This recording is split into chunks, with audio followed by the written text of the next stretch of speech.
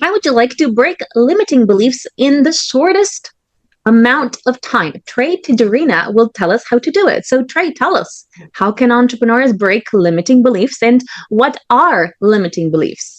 Heal Podcast with Lily Patrascu shares longevity and anti-aging techniques to stay young forever, increase energy, overcome addiction, and live your longest, best life ever. Shared by world's most innovative, alternative, and traditional health thought leaders, healers, and doctors. Discover quantum healing strategies to heal your mind, body, and soul.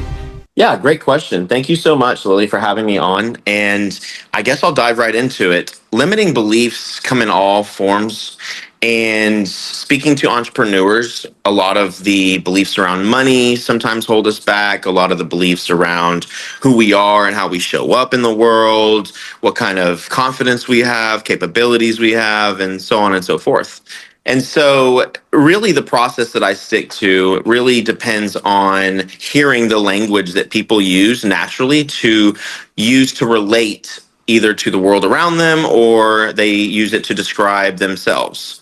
The language is what really helps people in my position to help others. It gives us the insight into what their beliefs are around the certain topic that they're opening up about, whether it's love and relationships, whether it's money, whether it's career success, what have you. And once I identify that language, then I'm able to take them through a process. Would you like to kind of know some of that language? Yes. Okay, great. Let's dive in. Yeah, so the work recently I've been doing comes around a lot about addiction. You know, substance abuse is such an informative thing about human behavior. It really informs us about our subconscious patterns and our conscious habits and how those intertwine. And what it really boils down to is language, as we talk and use it to relate to things, we can use words like worthy or deserving. And so, for example, worthy and deserving sort of speak to the same thing. But what's fascinating when you get into my line of work is when you dissect these words and how people are talking about them in the context they're using, they will illuminate in which how that individual is actually describing the instance that they're describing. So, for example, when people use the word worthy, it really reflects a lot about like an inherent personal belief about oneself or one's capabilities. It's more of like a real personal thing, like a relationship with self. Whereas you use the language deserving, right?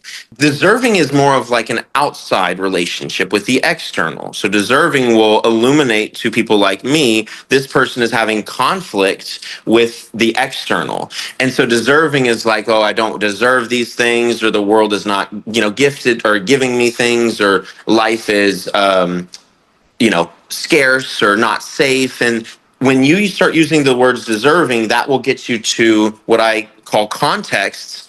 And those contexts are really what the root limiting belief is surrounded by. It's where the root is growing up from all of the, think of it like a table.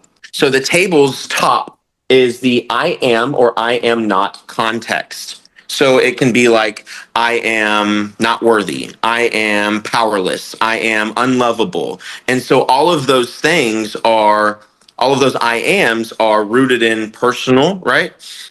And then you have I am not context. And so you can have I am not loved, or I am not capable, or I am not good enough. And so the tabletop serves as the context. So it's I am and I am not. And then you have the legs to the table, which are all of the various narratives and limiting narratives that we adopt as true as we start to build this identity of the I am or I am not context. And so to give you an example, we can give an example of I am powerless. And so that was a context of mine specifically that I worked through. And how I identified that was when I talk about my limits and my limitations as it relates to maybe my relationships with my children, I get down to the root inside of myself and I start talking about my past, my my childhood involved me moving around every single year, and I started a new school almost every single year as well. So as there was a lot of good things that came from that, there was also a lot of things that made impressions on my subconscious at that age that then are playing out as limiting beliefs as an adult. So what I was doing was I was realizing how I was relating to that experience and how little Trey in that experience was relating to the world outside of him. So as I was moving around a lot, I realized that the world outside of me was unstable and unpredictable. And so as a child, I started talking to myself like that. And of course, as a child, we have limited vocabulary, so it's different kind of relatable words. But the point is as I was diving deep into my own limiting beliefs and limitations, I realized that as a child, I had this belief that life was unstable, which essentially translates to I am powerless over life. If life is unstable, then I'm always at the mercy of life or circumstances, if you will. But the magic happens whenever I identified that. I realized that as my adult self will have it, my belief is actually contrary to that childhood belief. My belief is that there's nothing external that is separate from internal. My belief is that I can influence and I have absolute influence over my circumstances. And based on the energy that I put out and based on the thoughts and assumptions and beliefs that I hold out about the world around me and about myself. And so the limiting beliefs, when you get to the core of the I got to my core at the I am powerless over life, but it's just I am powerless. I realized once I got to that context that that actually is not true. So then I went through my own process that I do with other people, where I invite myself to not only sit with how that feels as a child of I am powerless, but I also am able to dissolve it by inviting myself to realize, one, that is not the truth. That's not the absolute. That's the reality that I was living in. That's the context in which I was looking at the world and the lens that I was using. And then once I'm able to see that that's no longer the truth, that's not how I have to live, then it's open possibilities and pure potential. And so when you get to that point, then you can start aligning your conscious decisions, habits, and beliefs with your subconscious, which is now this green open field. And you do this multiple times because most of us have multiple contexts. But that's just one example that I was able to get to. And so when I was able to alleviate that I am powerless narrative that I was holding on to so much and integrate my childhood limiting beliefs with now my newfound adult beliefs, and the fact that the limiting beliefs just dissolved and now my new adult beliefs were really at my root and at my subconscious, my life has really transformed and changed over the last 6 months. Thank you. Tell us about, I'll give you my practical example, okay? So Yeah. when I was really young, my grandma used to beat me and she used to say that I was stupid, ugly, and fat. And also my mother was, she was divorced and she had a boyfriend, and her boyfriend beat her up. And then she, she dumped him, and then she had another boyfriend and he also beat her up. So as a result, I felt really unsafe. I felt that the world was unsafe, that I was unsafe. And I can't say that this has changed. Like, I still feel that the world is unsafe. Now, Yeah. on the other hand, I have another belief, which is that, for example, my mother was the director of a large company with 250 employees. And she wasn't necessarily making a lot of money, but she had like 4 jobs at the same time. So she was somehow always bringing money home. Like, let's say if she had money today, and then we would like spend it all on food and different things. And then maybe 3 days later, she would run out of money. But then she would find ways to continuously bring money home. And because of that, I believe that what's possible for me is to always bring money. Money is available for me. Okay. But I would say that there's the two limiting beliefs that kind of like contradict each other. On the one hand, money is available to me. And on the other hand, I don't trust people because people are unsafe. So Yeah. it's like opportunities do come to me all of the time. But a lot of the time, I don't feel safe to kind of deal with those people because I'm still afraid of people. Okay. Yeah. So Yeah. tell me about how I would break this limiting belief of feeling unsafe with the world and what people would do. And I mean, this belief has been consolidated by certain actions that, let's say, I've had certain clients that have mistreated me or paid me late or asked me 1,000 times more than they booked. And it's those kind of beliefs that kind of got reinforced. So you can say I'm more afraid of people than I was before. Yeah. So first of all, that's a really first of all, thank you for being vulnerable and opening up. That takes a lot of courage. And secondly, that's a great insight into what you have been able to discover about yourself. That's great self-discovery and introspection. So that reflects a lot about you and who you are. So first of all, I want to say that the beliefs around money are very layered. So although you don't have a limiting belief around the abundance of money, how you relate to money as it pertains to coming into your life, as it pertains to how it comes into your life. So a lot of the limiting beliefs that, like, one of the biggest limiting beliefs that we have that's been it's been one of those that really rocks you to your core, is that the limiting belief that our desires are only on the other side of sacrifice, struggle, pain, and suffering. And the truth is that our desires don't actually have to be on the other side of that. That is the limiting belief that is in which we accept as true.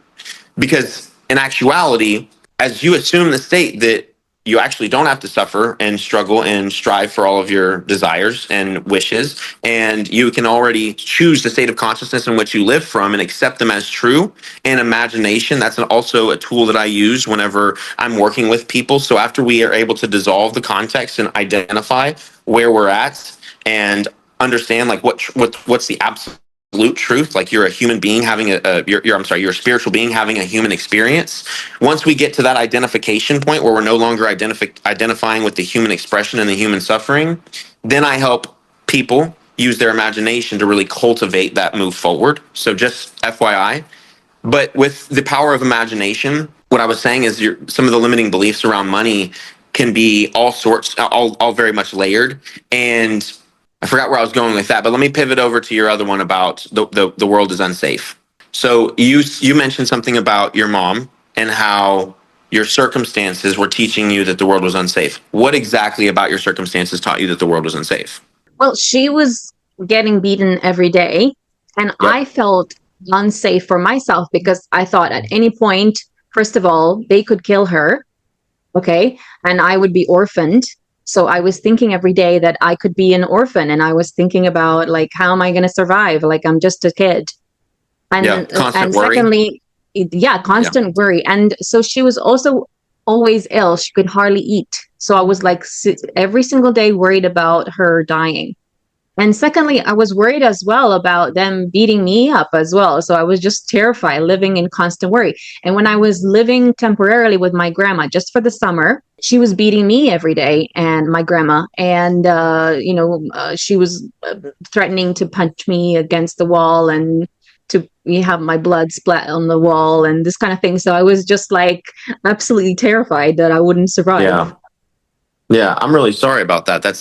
Circumstances are very undesirable at points in our life, but they can be such solid teachers for us. I live by this motto that life presents you with the circumstances and the people that show to you and reveal to you where you're not free. And so, there's also all of these other ones, like, you get what you focus on, essentially, is you can say it many different ways, but what you focus on persists. What you resist persists as well. So let's take the context of the world is not safe. So I am not safe, okay? And there's multiple ways to look at that context. So without getting too into the coaching session with you here, there could be I am in danger, right?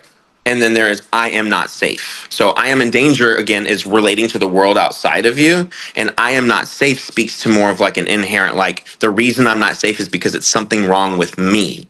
And so if I was coaching you, I would dig a little more deep into how you're relating to that experience, and is it more personal or is it more with the world outside of you, truly? Because sometimes when we're looking at these contexts and when we're trying to figure out, like, what our limiting beliefs are, we'll use all these different languages. But what I've noticed in this process is when you feel that physiological trigger within inside of you, when tears flood your face and you just realize the whole time how you've been imprisoning yourself in this narrative. When I go through coaching sessions and work with people one-on-one, when I get to the language, when they try, I like to say, when you try on that hat, when they try on that hat of the word that they use, and it really sinks, there's a physiological release and experience that they go through. And so, again, I would work with you and talk with you and kind of listen and hear you out on how you're relating to those two experiences. But they're, again, let's take I am dangerous, right? Which is more, or I am in danger, which is more of like the external world around us. So that'll teach you to, as you assume that state of awareness and that state of being, that'll teach your subconscious to manifest circumstances that reveal back to you that the world is unsafe, that the world is dangerous. And so you will continue to seek out information, and you'll continue to seek out media that proves to you that the world is unsafe and that the world cannot be trusted and that the children in the world are not safe. And that continues to perpetuate. And the other thing that I work with people is that we realize, I don't know if you have any children, but I do. We realize just as we dissect these limiting beliefs that we have, we realize just the power that we have when we impress those subconscious limiting beliefs onto our children, because we're relating to the world and our children are watching us relate to the world in this way, and they pick up on it. And so it's been very important to me to get down to this work because, I was in that same boat where I had a context was that my relationship with the world is dangerous was one of my contexts that I was working through as well. And so I was training myself to always look for police behind me. I was training myself to have run-ins with police. I was training myself to be in circumstances where people around me would be a threat to me. And so I was always looking for potential threats because potential threats were always there in my reality because of what I assumed to be true about the world and how I related to it.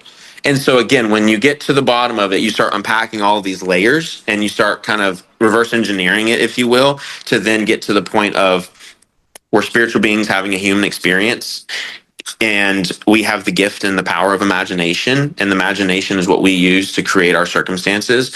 And our imagination is so good that it can induce our state of feeling, and then our state of feeling vibrates and emits to the world what to give us, because I like to say the universe doesn't give you what you want, it gives you what you are.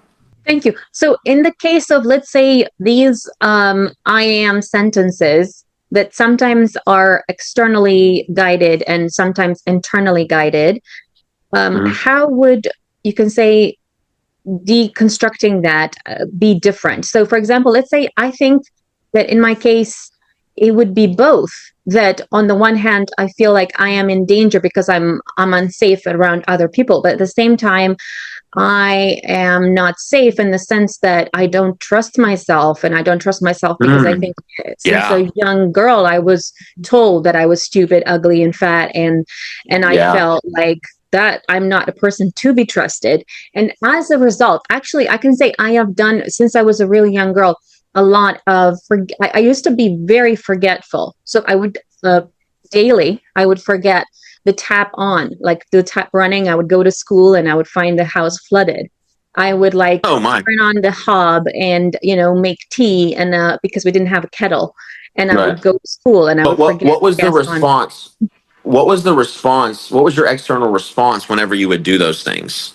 Like, what would happen? I was terrified of myself. I didn't trust myself. Well, would someone get on to you? Would someone beat you? Would someone, what was the response? Yeah, I would typically get beaten, and I would typically get told that I was stupid, that, like stupid, a devil, this kind of thing. Yeah. So like, I would say, part of the process that I kind of been listening about you is that as you have been told this stuff, because when our parents are talking to us, even in the womb, we're being programmed. Our subconscious are being programmed, and the language that they're using eventually is how, again, we're relating to ourselves and we're relating to the world. And so the language that they were using obviously made that impact on you. I would go and say, as far as like, yeah, you probably do have both of those contexts, which is very, very, it's not out of the ordinary to have both of those as you relate, because it's almost like one precedes the other, if you will. As it's being programmed into you, then you accept it as true, and it's the identity that you accept as true. And then so you start relating to yourself in that same way with the same programming language that they've been giving to you, and then you've also related to the world using that same limiting language. And so, okay, so, to answer some of the question, and again, thank you for opening up. It takes a lot of courage to do that.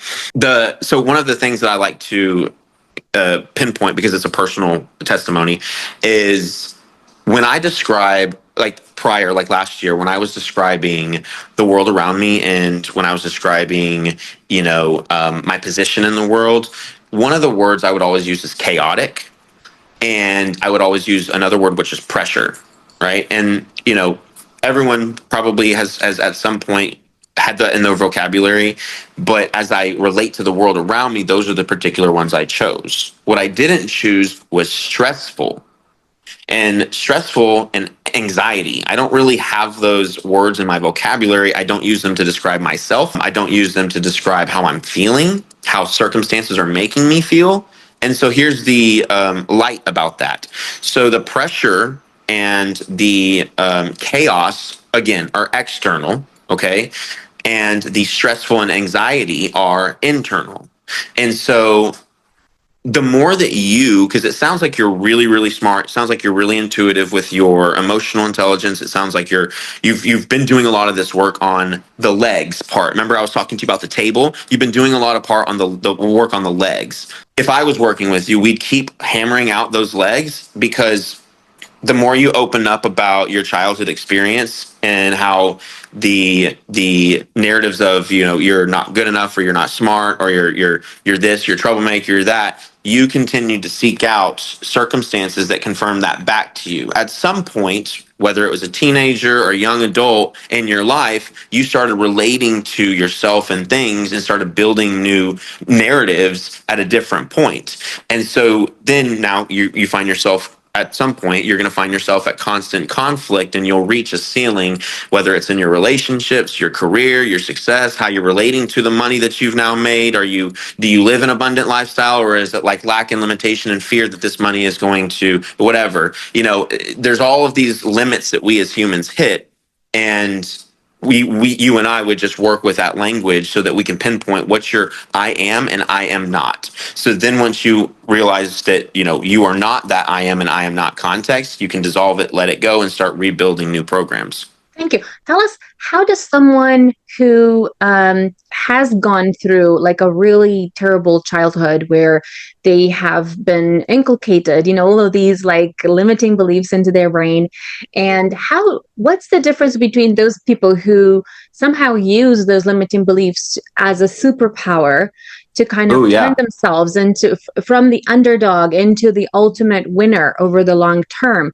How do those people do it? Like, what kind of things do they put in place so that they can activate that, the fact that people underestimate them, the fact that they have underestimated themselves?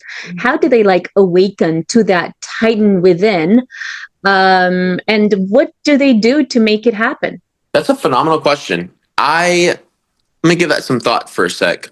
So let's take it's hard for me to generalize. So let's take like a specific example that I see a lot in common. You have the person that excels in their career, and excels in providing, and excels in putting in the work, that's disciplined, that's found discipline, that has made the sacrifices and built the life that they've wanted to. But they've done so in a way that is almost in spite of how I was made to believe that I was going to never have this or never accomplish this and what have you. That's kind of what you're getting to, right? Is like that they use it as a fuel and a superpower. Right. Okay. So what I would say is it's quite fascinating just what the human imagination can do. It's limitless possibilities, because that's why it's so fascinating. Imagination truly is the best tool that we have as humans. And so even though we have limiting beliefs in I am and I am not contexts, we have this thing called imagination that we can assume a new identity despite whatever our previous contexts were. And the fact that we can use our imagination to then cultivate within inside of us an intense feeling to link with that imagined scenario or imagined fantasy that you're imagining, the fact that we can link an emotion with that imagination can actually allow us to live and feel as if we're living that imagined state more than our current circumstances. The reason I'm bringing that up, and that reason that's so important, is because the limiting beliefs and and dissolving them in my line of work helps people intellectualize the problem and why they are the way they are. But there are also some people out there that I don't know if it's because maybe it's a past life, if you believe in that, or maybe it's just something inherent in them. But they were taught at a young age, whatever their childhood was, that constructively using their imagination to align themselves with positive feelings, those people really just have that superpower mastered with the imagination.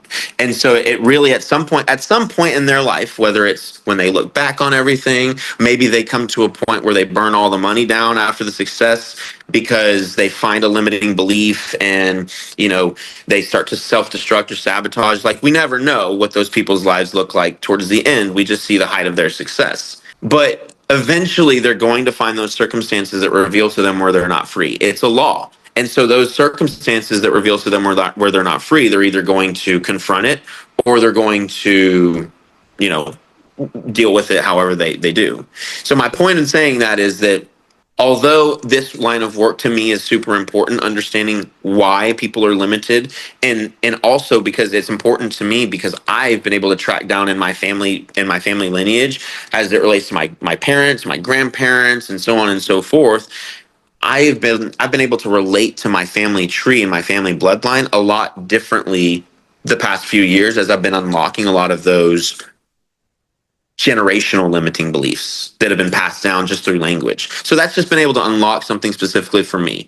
But what I'm getting to, the main point, is that imagination really is reality, and imagination is what creates your reality. And so as you imagine those, if taking your example, as you are hiding in the rooms, or you are closing your eyes or hiding under the blankets, whatever you taught yourself to do as the defense mechanism when you were the child, you also, in your imaginative state as a child, continue to imagine what if this happened today, which is why you had a constant state of fear. And so, unfortunately, but fortunately now, when you were a child, you weren't taught that your imagination is reality and will create your reality, because it will be the assumptions that you hold about who you are, which is identity, which is I am and I am not context, and how you are in the world and how you relate to the world, which is eventually the language that we use to describe it.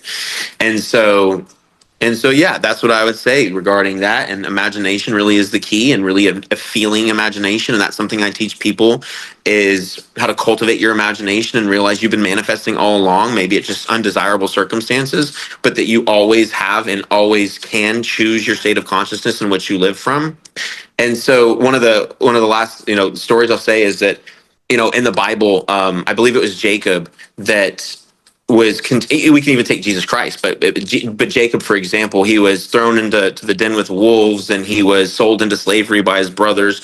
So Jacob was constantly put into circumstances that would have anybody feeling desperate and down and negative. But instead, what happened was that Jacob continued to assume the state that God was going to provide and take care of him. But what he was really assuming was that his circumstances were going to provide for him, and he was going to be in the imaginative state of being healthy and being free and all of the other stuff that he eventually achieved. And so as he did that, that is just very, very much proof in the Bible of how your imaginative state really supersedes your current circumstances, because your current circumstances are just a shadow of your previous imaginative states. Tell us how entrepreneurs can connect with you.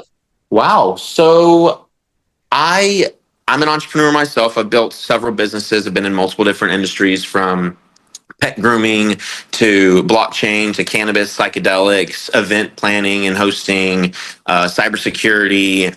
I've been through a lot of different ventures.